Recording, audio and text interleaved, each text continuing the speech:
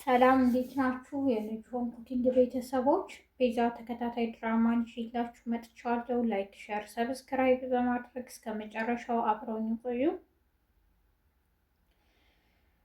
ዛሬ እንግዲህ ወይዘሮ ዘርፌ በጣም ተጨንቃለች። ዶክተሩን በመደወል ነበር ያው እዚህ የተፈጠረው ነገር አንተ ያደረግከው ነው፣ ለዚህ ደግሞ ምክንያት አለኝ፣ ቪዲዮ ቀርጫለሁ፣ የምልህን ብር ማስገባት አለብህ በማለት ነበር ያስፈራራችው። ዶክተሩም የዋዛው ስላልነበር ቪዲዮ እንደቀረጸ ይነግራታል። ለፖሊስ ልስጥ የቀረጽኩትን ወይስ ምን ታስቢያለሽ ይላታል በመደወል። በጣም ደንግጣለች። ሳሚና ሱራፌል አሁን ምን ማድረግ ነው ያለብን? ነገሮችን እኛ በጠበቅነው አሁን እየሄደ ነው፣ ከዚህ የበለጠ ምን እንስራ እያሉ ይመካከራሉ። ወይዘሮ ዘርፌ ቤቷ ውስጥ ካሜራ አድርጋ ሉላን ትከታተላታለች። ሉላ ደግሞ ይህንን ስላወቀች ስልክ ስታወራ ተደብቃ ሆኗል የምታወራው። ወይዘሮ ዘርፌ ምንም ከሉላ ያገኘችው ነገር ስለሌለ እችን ልጅ ለምን ካለ ስራዋ እኮንናታለሁ፣ ስለዚህ ማመን አለብኝ በማለት አሁን አምናታለች። ወይዘሮ ዘርፌ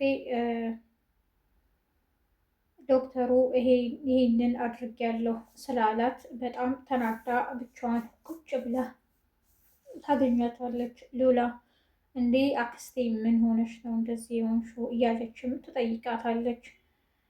በቃ እኔማ አራዳ ሆኜ ይሄን አድርጌ ነበረ፣ ግን ያው እሱ ደግሞ ያውም ቆንጆ አድርጎ እንዴት አድርጎ እንደቀረጸው አላውቅም። በቃ ይሄን ቪዲዮ ልኮታል። አሁን ይሄ ለፖሊስ ቢሰጥ እኔ ወንጀለኛ ነኝ፣ ስለዚህ ምንድን ነው ማድረግ ያለብኝ እያለች ታማክራታለች። እንዲ አክስቴ ቤቱን ከምንሸጥ እኮ ለምን ድርጅቱን አንሸጥም ለምን እያለችም ትነግራታለች። ብዙ ደግሞ የንግድ ማዕከሎች አሉ፣ እነሱን ብንሸጥ ይሻላል ቤቱን ከምንሸጥ ትላታለች ሉላ። ወይዘሮ ዘርፌ 40 ሚሊዮን ብር አሳልፌ በማላውቀው ነገር መስጠት አልችልም ትላታለች። እና ታዲያ አሁን ካለሽበት ሁኔታ ሊያወጣሽ የሚችል ምን አዲስ አለ? ወይ ደግሞ የያሽውን ማስረጃ ለፖሊሶች ስጪ ትላታለች። አላውቅም ምን ማድረግ እንዳለብኝ እያለችም ትነግራታለች። እኔ የምልሽ ግን ምን አለሽ ዶክተሩ ትላታለች። እኔ አላውቅም ምንም ያለኝ ነገር የለም፣ ግን ስለ ሰዎቹ ታውቃለህ እንዴ ስለው ደንግጧል ትላታለች። ወይዘሮ ዘርፊም እውነትሽን ነው ትላታለች። እና ደግሞ በቃ ስለ ሰዎቹ ካወክ ምን ችግር አለው? ብሩን ብትመልስም ብየው ነበር፣ ግን እሱ ብር ስለሚወድ የሚመልስም አይደል ትላታለች። ሉላን ዶክተሩ ራሱ አላመናትም። ወይዘሮ ዘርፌ ብዙ ግፍ አድርጋባችኋለች፣ ንብረታችሁን ቀምታለች፣ ወስዳለች፣ ግን አብረን እንስራና የተወሰደውን እናስመልሳለን ነበር የተባባልነው። ስለዚህ አሁን የዚህ ስራ ላይ የአንቺ እጅ አለበት የለበትም እያለም ይጠይቃታል። ሉላ አይኗን ጨፍና የለበትም እንዴ እኔ ከነዚህ ሰዎች ጋር እንዴት ልገናኝ እችላለሁ? ሰዎች እኮ መጥፎ ናቸው ትለዋለች። አይታወቅም፣ የሰው ልጅ መገናኛው ምናልባት አጋጣሚም ይላታል።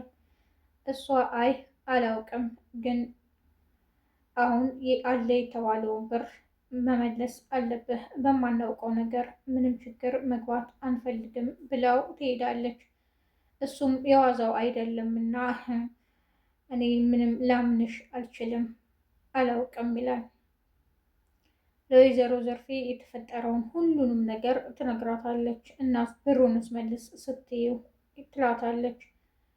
እኔ ምንም የማውቀው ነገር የለም ነው ያለኝ ትላታለች። ድሮውንስ እሱ ቢያይ ብሩን ሊመልስ ነው እንዴ ትላለች።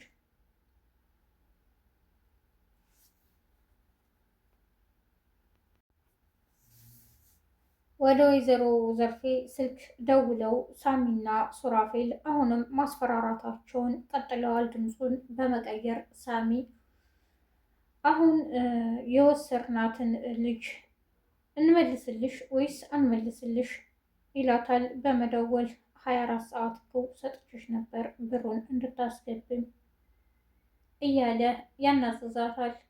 ልጅቷ ምንም የምታውቀው ነገር የለም፣ ልጅቷን ምንም ነገር እንዳታደርጓት ትላለች ወይዘሮ ዘርፌ።